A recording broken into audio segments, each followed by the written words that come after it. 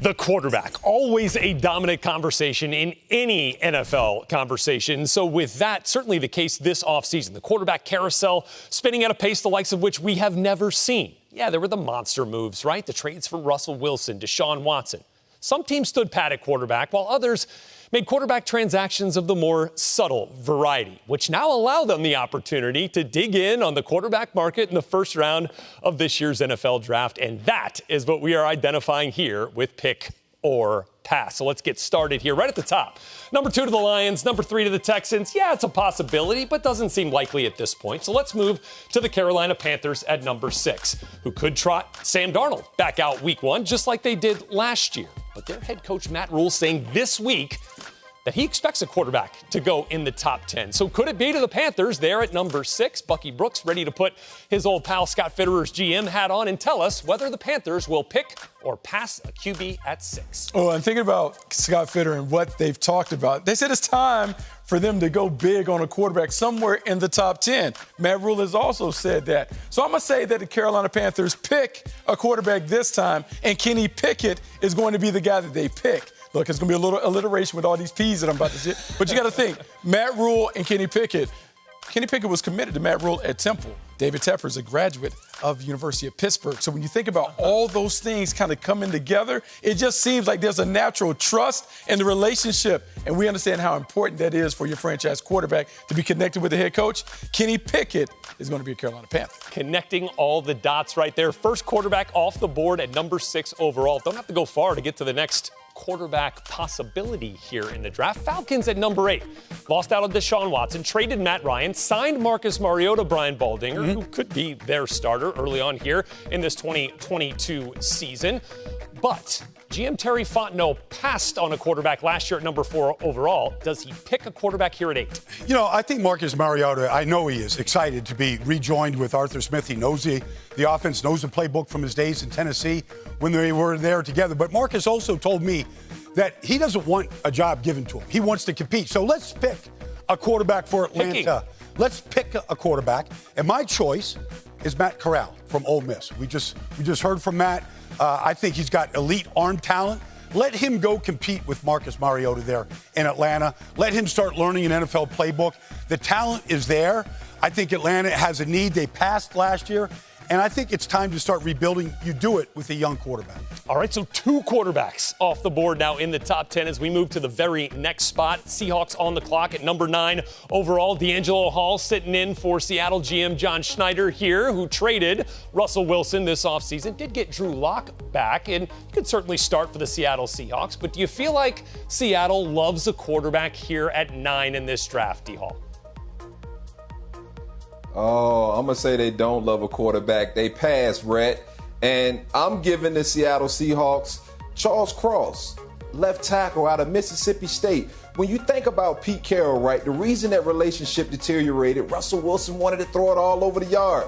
Pete Carroll wanted to run the football. Charles Cross is one of those offensive linemen that loves to get his hands dirty. Played in the SEC, so you know he's used to going up against those big dogs at UGA and Alabama. I mean, this is a nasty football player, and I think he fits perfect into Pete Carroll's scheme. Get yourself a left tackle that you can count on for the next 10 to 15 years. 2 picks and a pass there from the Seattle Seahawks. As we talk now about the Washington Commanders, who I guess could be in the quarterback market right at 11, but they spent a ton of draft resources there to get Carson Wentz in. So let's skip ahead to the New Orleans Saints, Bucky Brooks, who brought Jameis Winston back on a 2-year deal.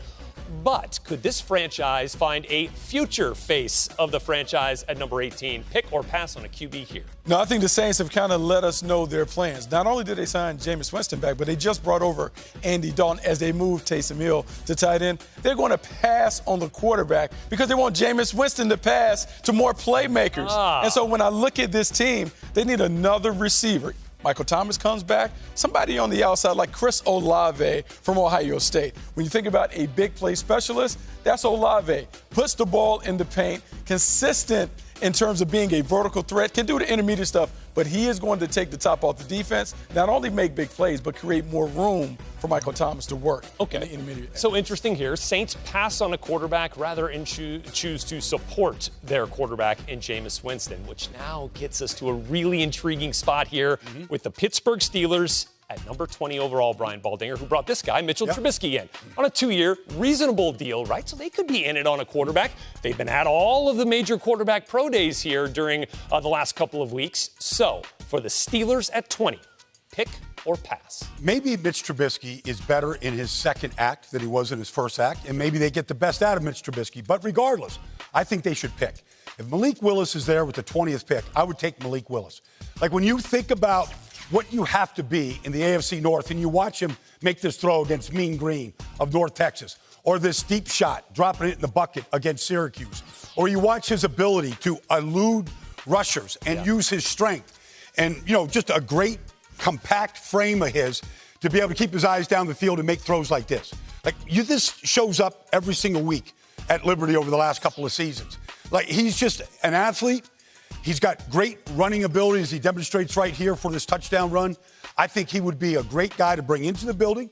Might not start right away, but you can start grooming him. And if Pittsburgh really wants to turn it around, they got to fix that position. I think Malik could be that guy. Third quarterback off the board at number 20 overall to the Pittsburgh Steelers, which now means Sam Howell's still on the board. Desmond Ritter's still on the board as we head for the big finish here. The grand finale of the first round, April 28th in Las Vegas. Live right here on NFL Network. Detroit Lions on the clock at number 32 overall. Something to consider here, D-Hall. That valuable fifth-year option, especially if you want to develop a quarterback, let's say, behind Jared Goff, who has done some nice things for this franchise here, especially tail end of last year. So here at 32, do the Lions pick or pass on a quarterback?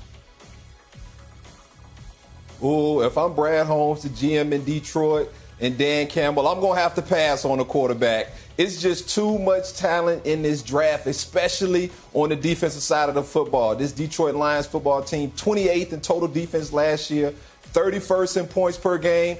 Give me Nakobe Dean out of University of Georgia. When you watch this kid, when you cut the film on, he is a difference maker. He sets the tone.